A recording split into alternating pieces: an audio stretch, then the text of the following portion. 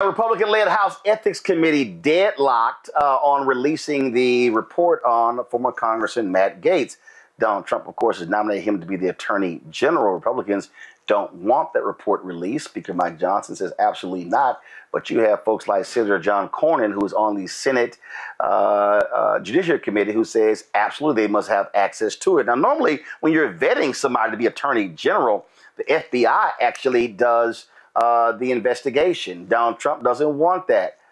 What is it, Scott? They clearly don't want folks to know. Of course, Matt Gaetz has been accused of actually statutory rape, of having sex with underage girls. That's not having sex. That's called statutory. That's called rape.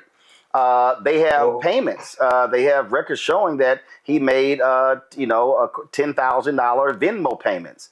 Of course, the guy who he was accused of doing stuff with, he pled guilty, and so it's all kind of. And then you have Republican members of Congress who said that Matt Gaetz has actually has history of going on the floor and showing folks photos and videos of his sexual conquest. This is from Republican members of the House, but they don't want the public to know. But they want this man to be the nation's highest law enforcement official? Come on. He said, you know what? Rape and sexual abuse and sexual assault has never been a disqualifier for the Republicans. Just come on. If you got the power and you think you got the vote, come on. Come on, come on. You know, Donald Trump supported the Republican Senate candidate when was it? About 10 years ago when Trump, between 2016 and 2020, Roy Moore down in down in Alabama, and he was a certified serial dater and dater of young women who were underage and having sex with them, certified. And Donald Trump himself has been found liable for sexual abuse. And so Matt Gaetz, you know, they traffic in this sexual abuse, and it is not a disqualifier. And yet the majority of white women vote for Trump, vote for these candidates. It is the height of hypocrisy, because you know if they were black and Democrat, there would be outrage about the sexual abuse, whether it's civil or criminal or what have you. So he's a disruptor. And Roland, as I said, I don't mind disruptors, quite frankly, because disruptors can get stuff done. But you have to be qualified, right? Because if you don't know what you don't know, then people have agendas and they come and advise you. You can't sort through what's real and what isn't real in the political dynamics. And that means they can hold you and capture you. And so that's the real issue experience. But character and personality should matter. And it doesn't with Donald Trump. And he won. And so there are consequences for these races. I don't think Gaetz they're going to leak that report probably. And the media, by the way, it's lasting. The lawyers for these two women who were underage, they have sworn statements that they saw Gaetz at a pool having sex with a 17-year-old, and they got sworn statements on it. So they can not put that report out. That report's coming out, though. You watch. It's coming out. And it's going to get ugly and make it very hard for Republicans to defend. Yeah. Gavin, here's the crazy thing. Their attitude is like, okay, we don't care. They're making excuses. Mike Johnson, Mr. Purity, okay, Mr. Super Duper Christian. These people bow down at the feet of Donald Trump. Again, this is a cult. Okay, they are an absolute cult, because whatever this man wants, sure, here you go. Okay, morals, ethics, values, principles, integrity. We don't care, whatever you want.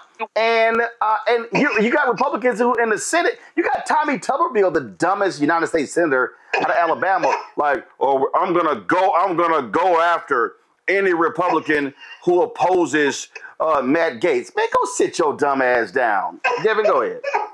Yeah, no, this is a certified cult. And here's the thing with Donald Trump, right?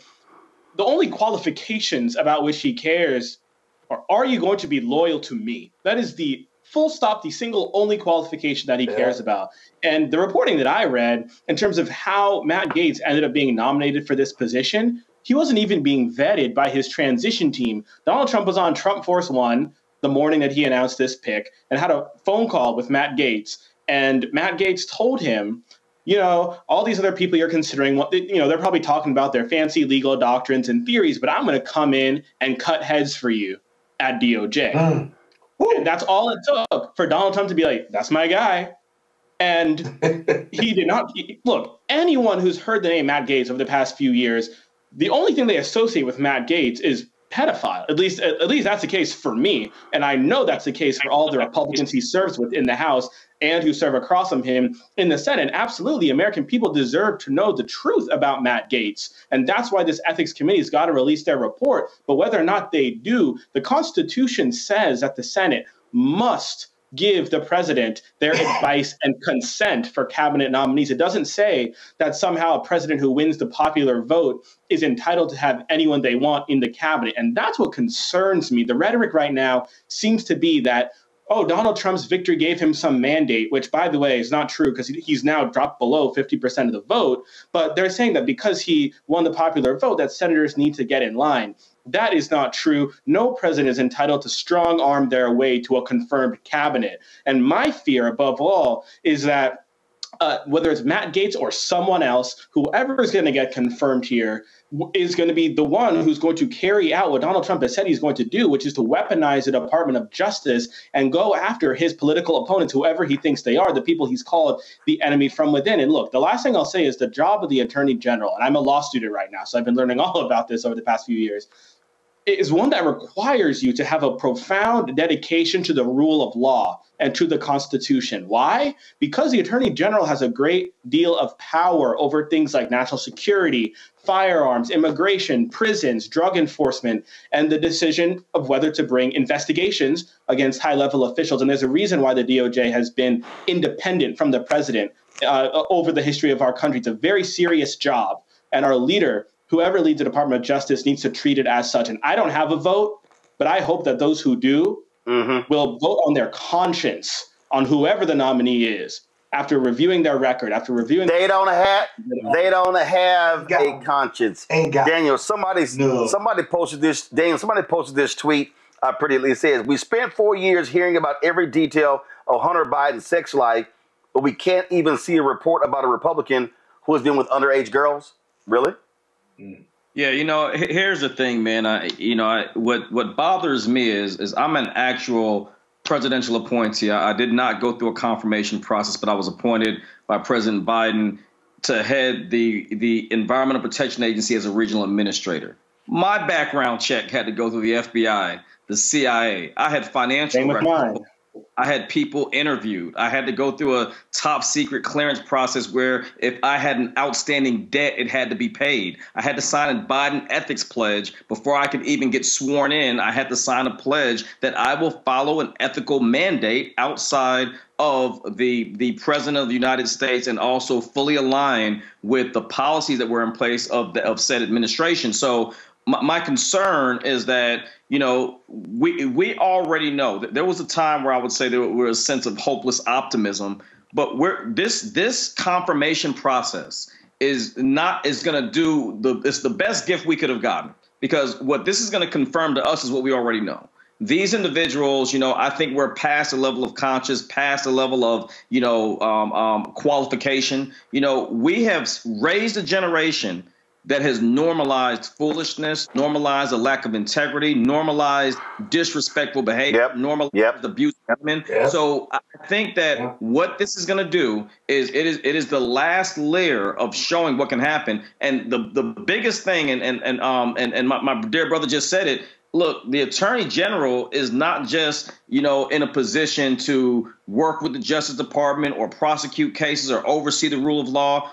The prisons. And this gentleman has already praised practices in El Salvador where there is no reform, there is no correction, there is no restoration and reacclimation to society. So we need to be very clear that these positions that are being appointed go far beyond the titles. They go directly into mass incarceration, how our communities are restored, and how Black men will have a chance to transition and reactivate themselves to society. And we need to pay attention.